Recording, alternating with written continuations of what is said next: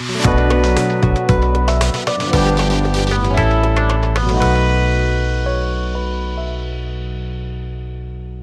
जी। Mutual fund के वर्तमान और संभावित निवेशक, मार्केट धराधर धराधर धराधर, किधर, कभी नीचे कभी ऊपर, यही लग रहा है लगातार। सितंबर, अक्टूबर, नवंबर, दिसंबर, नए साल में नई उम्मीद थी, मगर अभी तक तो वही धराधर धराधर धराधर। क्या करें ऐसे में, आज के वीडियो में चर्चा करेंगे और आपको बताऊंगा मार्क जोकोविच जो कि एक्सपर्ट कहे जाते हैं, फादर ऑफ पोर्टफोलियो डाइवर्सिफिकेशन कहे जाते हैं, उन्होंने क्या संदेश आपके लिए, खास करके आपके लिए भेजा है, वो मैं आज के इस वीडियो में डिस्कस करने वाला हूं। साथ ही डिस्कस करूंगा अनिल सिंघवी सर क्या कहते हैं, वो 2-3 चीजें आपको बहुत इंपॉर्टेंट बताने वाला हूं और आपको बताने वाला हूं ऐसी स्थिति में क्या करें, गारंटीड आपका पोर्टफोलियो सेफ रह सकता है। तो चलिए शुरू करते हैं। मगर अभी तक आपने अगर मेरे इस चैनल को सब्सक्राइब नहीं किया है, बॉस चैनल को सब्सक्राइब कर लीजिए, लाइक और बेल आइकन को जरूर प्रेस कीजिएगा। यस, मार्केट लगातार नीचे गिर रहा है, इसके बारे में क्या कहना आप? करेक्ट। तो इसमें एक पोर्टफोलियो रिस्क मैनेजमेंट इन वॉलेटाइल मार्केट कंडीशन, कि अपने पोर्टफोलियो को 2 चीजें करनी बहुत जरूरी है, जो कि अनिल सिंघवी सर को मैं जी बिजनेस पे सुन रहा था। उन्होंने कहा कि भाई ऐसे सिचुएशन में सर मार्केट उछल पुछल रहा है, आप तो शांत रहो, आप भी उछल कूद मत मचाओ। ये अनिल सर का लाइन में आपको कोट कर रहा हूं, अनिल सिंघवी सर का। खैर, अब मैंने इसको आंकड़ों और सैद्धांतिक दृष्टिकोण से जानने की कोशिश की कि अनिल सर की इन बातों को कहीं और से सपोर्ट मिल रहा है क्या, जैसे मार्केट को सपोर्ट मिलता है। तो मैंने पाया सर कि एक मार्क जोकोविच हैं, मार्क जोकोविच ने सर पोर्टफोलियो डाइवर्सिफिकेशन के ऊपर बहुत सारी बातें कही है, जिनमें से कुछ बातें एकदम हूबहू मिलती हैं और उनकी बातों को फॉलो करना आज के डेट में चाहिए, अगर जिन लोगों को अपने पोर्टफोलियो को सेफ रखना है उनको। तो क्या कहा उन्होंने, लेट अस स्टार्ट। उन्होंने सबसे पहले कहा कि सर CAPM, कैपिटल जो आपका है ना सर, उसको price model, capital assets pricing model को अपनाइए। कैपिटल एसेट्स प्राइसिंग मॉडल आखिरकार क्या होता है वो मैं पहले आपको बताता हूं। उसमें सबसे पहले उन्होंने कहा, ये 3 ग्राफ उन्होंने दिखाए, 1, 2 और 3। आप भी ध्यान से देखिए 3 ग्राफ आखिर कहते क्या है। जैसा कि शेयर मार्केट में नॉट ओनली इक्विटी है सर, बहुत सारे एसेट्स हैं। लेट से आज के डेट में अगर बात करें तो अल्टरनेटिव बहुत सारे एसेट्स आ गए हैं, जैसे बिटकॉइन की भी बात मैं इसमें कर लेता हूँ, NFT की बात कर लेता हूँ, जो कि अल्टरनेटिव एसेट्स आ गए हैं। मगर जोकोविच के समय में कोई बिटकॉइन नहीं था, कोई इस तरह के अल्टरनेटिव NFT टाइप की चीज़ें नहीं थी। तो उन्होंने कॉन्सेंट्रेट किया मेनली गोल्ड के ऊपर, कमोडिटी के ऊपर, सिल्वर के ऊपर, मेटल्स के ऊपर यानी, और real estates, information technology, REIT, real estates investment trust के ऊपर। उन्होंने क्या बताया वो बताता हूं। सर ने बताया कि देखो जितने भी एसेट्स हैं उसमें ये 3 तरह के फिगर बनते हैं, 1, 2 और 3। ये 3 तरह के रिलेशन बनते हैं मार्केट में। पहला रिलेशन क्या बनता है, पॉजिटिव कोरिलेशन, कि मार्केट में जितने भी कॉन्स्टिट्यूएंट्स हैं, चाहे इक्विटी रिलेटेड कॉन्स्टिट्यूएंट्स हैं या फिर क्रूड ऑयल है, इतने सारे बहुत सारे एसेट्स हैं, तो कुछ एसेट्स के बीच पॉजिटिव कोरिलेशन बनता है। इसका मतलब ये कि अगर वो इक्विटी बढ़ रहा है तो बीच बीच वो भी बढ़ रहा है। कुछ तो ऐसी चीजें, जस्ट फॉर एग्जांपल अगर क्रूड ऑयल का अगर आप डेटा चेक करोगे, जब से भारत का बाजार गिरना शुरू हुआ है, तो अगर कुछ ऐसे इक्विटीज को देखोगे कि जैसे इक्विटी मार्केट अगर उठ रहा है तो साथ साथ ये भी उठेगा, और इक्विटी मार्केट अगर गिर रहा है तो साथ के साथ ये भी गिरेगा, है ना। अर्थात आपने equity, large cap, mid cap, small cap में पैसा लगा रखा है, और साथ ही अगर वहां भी पैसा लगा रखा है, तो कंप्लीट पोर्टफोलियो में आपको डिटेरियोरेशन नजर आएगा। अगर आपने पॉजिटिव कोरिलेशन वाले में ही सारा ही पैसा आपने निवेश कर रखा है। तो आगे क्या कहते हैं मार्क जोकोविच, दूसरे ग्राफ में वो देख लेते हैं।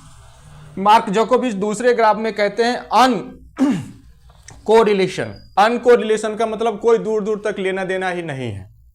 एग्जाम्पल से समझ लेते हैं, जैसे इक्विटी में जितने भी वेरिएंट कॉन्स्टिट्यूएंट्स हैं, उसके अलावा जैसे बिटकॉइन है, जैसे NFT है, इसका शेयर मार्केट से, स्टॉक मार्केट से दूर दूर तक कोई लेना देना नहीं है। अर्थात हो सकता है कि इक्विटी मार्केट मेरा ऊपर जा रहा हो तो बिटकॉइन नीचे, क्योंकि आपने पीछे देखा होगा जब इक्विटी मार्केट पिछले 2 सालों में जब ऊपर जा रहा था तो बिटकॉइन और क्या बोलते हैं crypto currencies, non fungible token, वो सारे के सारे नीचे जा रहे थे या फिर ऊपर जा रहे थे, कभी नीचे आ रहे थे। अर्थात इनसे उनका कोई रिलेशन नहीं था।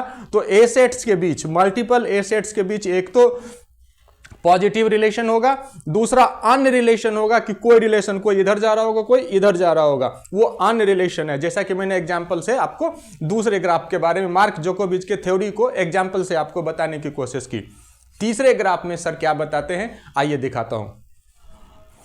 तीसरे ग्राफ में कहते हैं निगेटिव रिलेशन, नेगेटिव कोरिलेशन। कुछ ऐसे एसेट क्लास हैं जिसमें कि इक्विटी से नेगेटिव कोरिलेशन होता है, अर्थात अगर इक्विटी ऊपर जा रहा है तो वो नीचे जाता रहेगा, इक्विटी नीचे जा रहा है वो ऊपर जाता रहेगा, मतलब इनडायरेक्ट प्रोपोर्शनल रिलेशन रहता है उसमें, है ना, ये मार्क जोकोविच कहते हैं।